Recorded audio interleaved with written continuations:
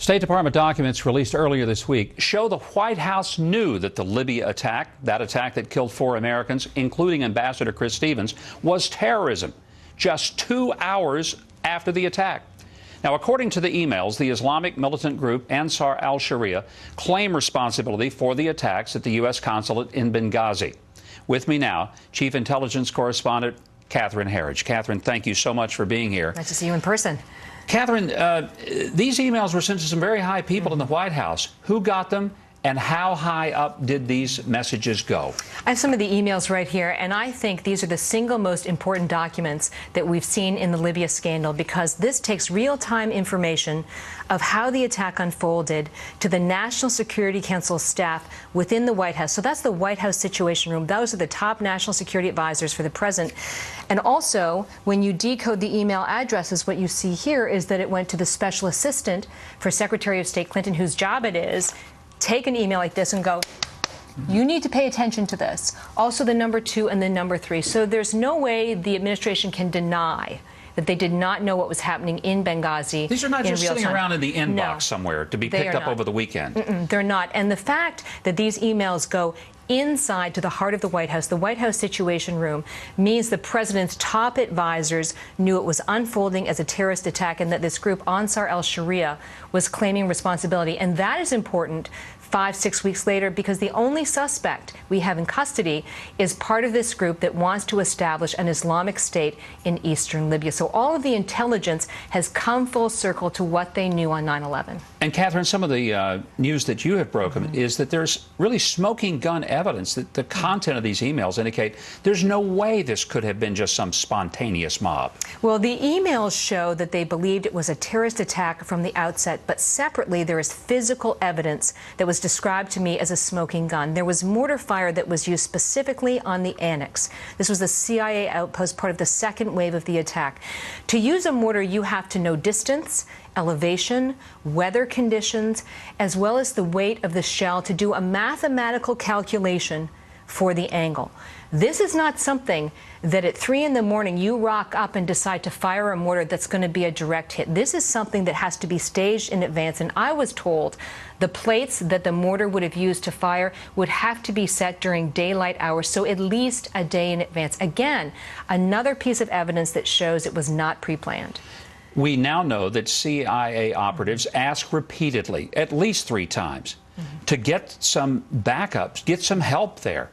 Never happened. Why not, and who denied it? Well, the reporting from our Pentagon team is that some of the CIA operatives at the annex asked twice to go to the consulate to aid the ambassador and the others who were trapped there because they knew it was under fire. What we were told is that individuals on the ground denied that, told them to hold. Then there was a third request for backup for the annex when it came under attack. We're still waiting for a formal response from the CIA. But you have to ask the question, was there an effort, number one, to downplay the exposure of the size and the breadth of the CIA presence in eastern Libya?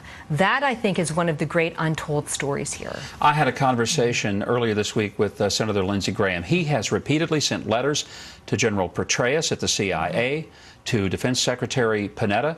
He's not so much as gotten a response. He's asking very pointed questions. Who knew about this situation? When did the president get notified? What did he do after he was notified? He has not been given an answer. Why is there and I'm going to use the term, I know you can't make editorial judgments, but I sure can. There was stonewalling. Stonewalling and cover-up. Continues to be stonewalling. And why? And what is it we're trying to protect here? You're onto something extremely significant here. On September 14th, the CIA Director David Petraeus briefed members of Congress on the status of the investigation. And what I have heard through my reporting, without releasing classified information, is that those lawmakers were extremely angry and disappointed with the CIA Director because he was so wedded to the administration's narrative that it was this video and seemed to completely disregard the other reporting about the attack. Senator McCain told me that he is incredibly disappointed with the CIA director, someone who for many years has been untouchable because of his military accomplishments. And there has not been a good explanation.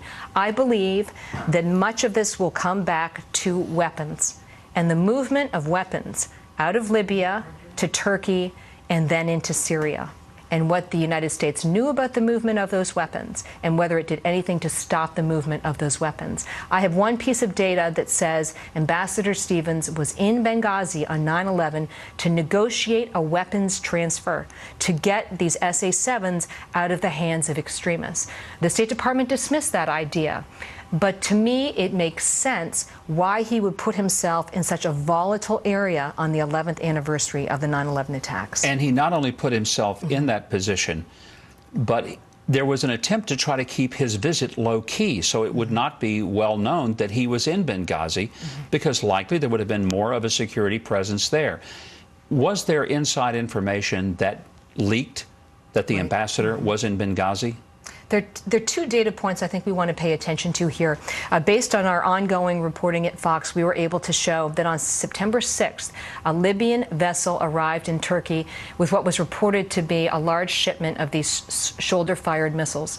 5 days later, the U.S. ambassador is in Benghazi, and you know who he's meeting with? He's meeting with the Turkish diplomat in Benghazi. 5 days earlier, weapons had arrived. Why did they want to keep the visit low-key when they knew repeatedly from their people on the ground that security was the Achilles heel? I don't know. But I think this will unfold, and I think one of the issues that will come to the surface is going to be the movement of these weapons. Catherine, let me just say, you have done some stellar reporting on this, and I appreciate your uncovering some extraordinary details. Well, I appreciate that. I think it's important for those 4 people who lost their lives that we honor them with the facts and the answers in this case. Well, I couldn't agree more. Catherine Herridge, thank you.